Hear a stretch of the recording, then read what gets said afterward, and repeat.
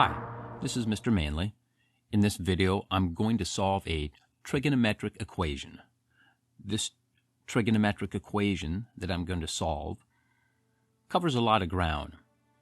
It includes some nuances, types, and variations that are in many different problems. So understand that as I solve this problem, not every trigonometric equation is this complex.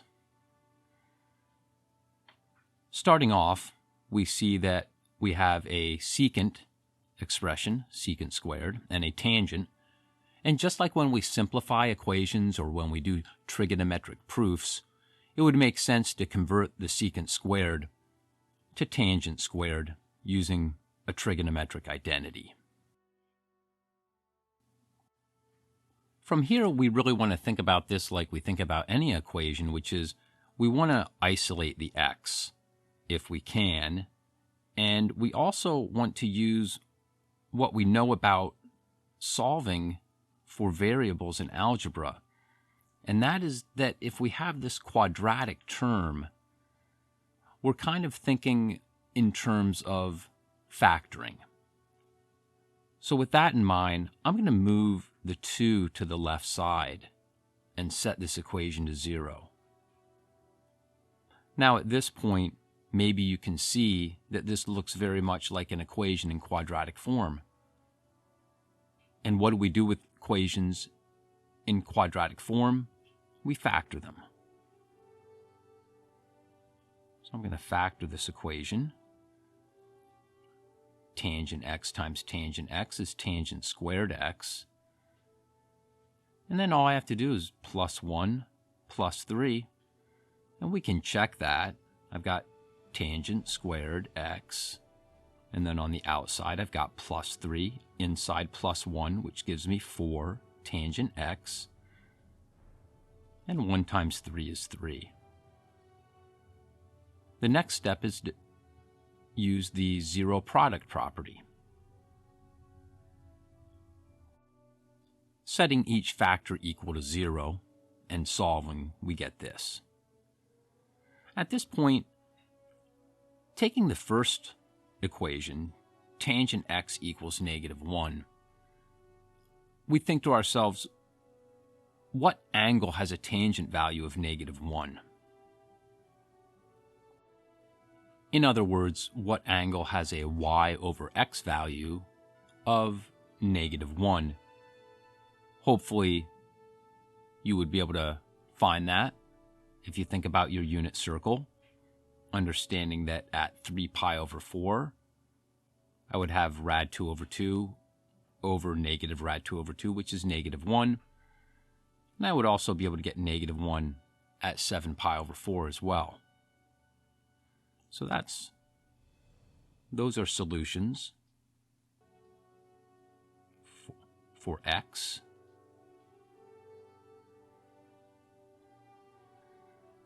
Then when I move over this tangent x equals -3, and I ask myself what angle has a tangent value of -3, I don't have an answer for that. Not on the unit circle. If I look here, like probably somewhere around here, I would have a positive y value that is 3 times as much as the negative x value that goes with that point. So see if you understand what I'm saying there. That for this angle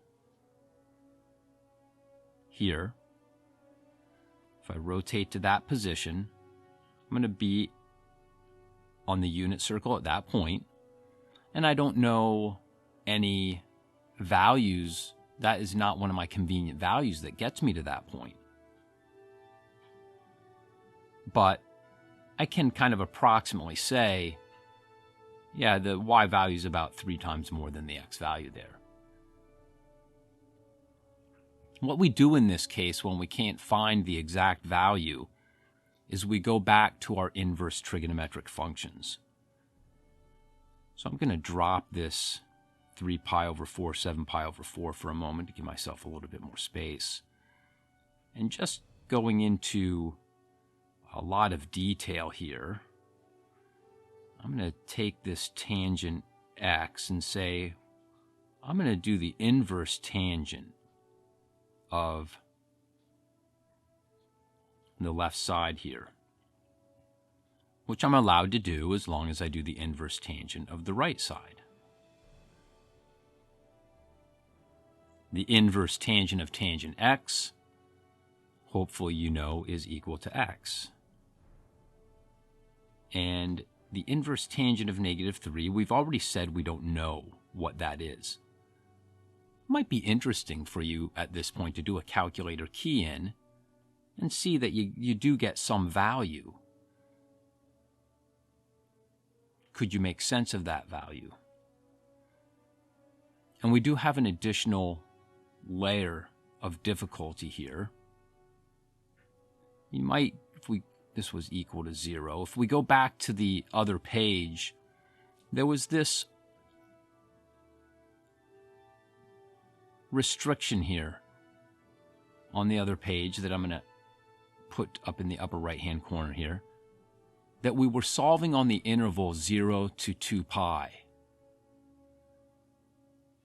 Now this is interesting, because if you were to plug in inverse tangent -3 into a calculator, now I just remember off the top of my head that I think it comes out to, I think this value comes out to -71 degrees. Now that's not fair, because I'm in degrees and this is talking in radians. But that's just what I remember, so that's all I can comment on. -71 degrees. I could convert it to radians if I wanted to. But the big point is here that -71 degrees, whether I'm talking in degrees or radians, I know it's not in this interval. So let's see if we can make some sense of this. It's going to be a little bit challenging. Okay, what is happening is the inverse tangent of -3 is approximately -71. So that's somewhere down here, say, in the fourth quadrant.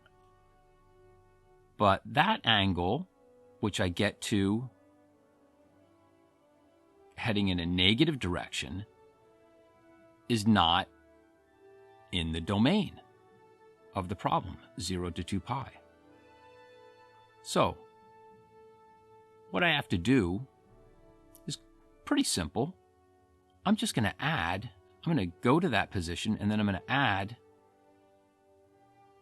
360 degrees. But we're going to talk in radians, so it's not going to be 360 degrees. It's going to be 2 pi radians. We're not going to talk about that 71 degrees anymore. That was just to try and help us make sense of what was going on. But we're also not going to do a calculated key in to get this in radians. We're going to do it exactly. And the exact value of x that satisfies this equation, unexact value of x that satisfies this equation, is inverse tangent of -3. But that's this angle. If you look down to the right, it's the angle that rotates in the negative direction, because inverse tangent has a limitation that it's from -pi/2 to pi/2, right? So the angle, the inverse tangent angle that satisfies that is a negative angle. So here's what I'm going to do. I'm going to say that the solution to this equation is, all right, remember we already had 3 pi/4. That was from the tangent x plus 1 part of the equation. We also had 7 pi/4 from that part of the equation. And now I'm going to say that I've got inverse tangent, -3,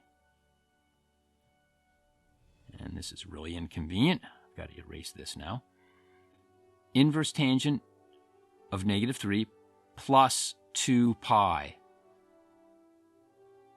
Now, it might be difficult to see what I'm doing here, but if you think about that idea that I know that this is negative 71 degrees, and if I stopped talking in radians for a moment and said negative 71 degrees plus 360 degrees, that's going to put me in the proper interval, and it's going to be an angle that has a tangent value of negative 3.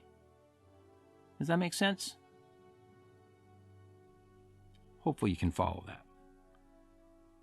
Well, we've got another difficulty here, because there's another angle that has that. You might recall when I first started talking about this, is that I was talking about an angle in the second quadrant. Remember that? I was talking about this angle up here. But the inverse tangent of negative 3, the calculator, the negative 73, that threw me down here. So it threw me down to this angle. I added 2 pi to get to that angle.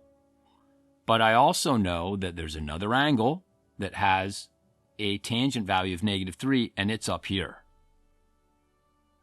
Now, can you tell how I would represent that angle? I'll stop for a moment and let you think. Now I'm going to write it down. Were you able to think about how we could do this? I'm going to start off at inverse tangent of negative 3, and then I'm going to add pi. And that will take me from this angle, the inverse tangent of negative 3 plus pi will take me to that angle, which is another angle that's on the interval 0 to 2 pi. So again, they're not all this challenging. This includes a lot of pieces, like simplifying the expression and factoring, setting it equal to 0, using the zero product property.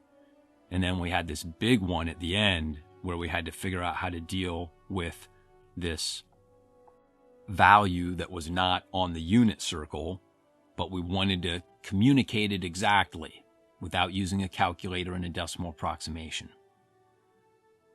So that's just one problem, solving a trigonometric equation. And like I said, it covered a lot of ground. That covered just about everything that could come up. There's one other problem called a multiple angle problem, and we'll save that for another video.